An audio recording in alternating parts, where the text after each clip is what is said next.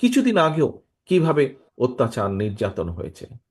প্রিয় সহকর্মীবৃন্দ, আমাদের বহু সহকর্মীকে আমরা হারিয়েছি।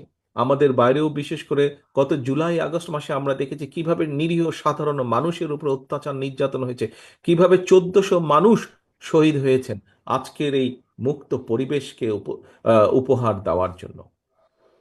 কিন্তু সহকর্মীবৃন্দ, আমাদেরকে থেমে থাকলে চলবে না, আমাদেরকে সামনে এগোতে হবে।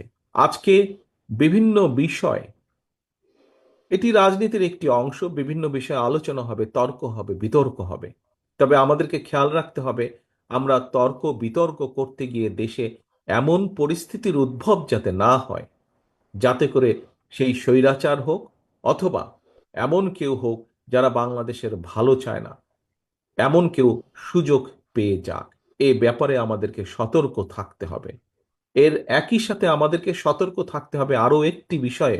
প্রিয় সহকর্মীবৃন্দ, আমাদেরকে সতর্ক থাকতে হবে যে আমরা অযাচিত অযাচিত তর্ক বিতর্ক করে জনগণ এবং দেশের স্বার্থ রক্ষা থেকে যাতে দূরে সরে না যায়। আমাদের সামনে অনেক অনেক কাজ আছে।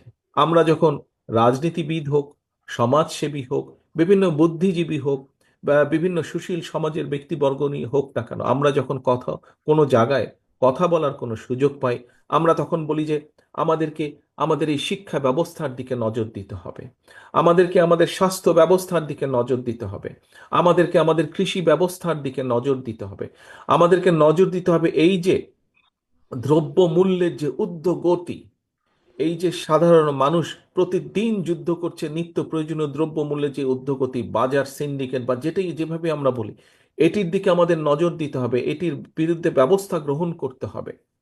প্রিয় সহকর্মীবৃন্দ, এই যে কয়েকটি কথা বললাম, আমাদেরকে এই কাজগুলো করতে হবে এবং এই কাজগুলো যদি না করি আমরা এই দেশকে রক্ষা করা যাবে না।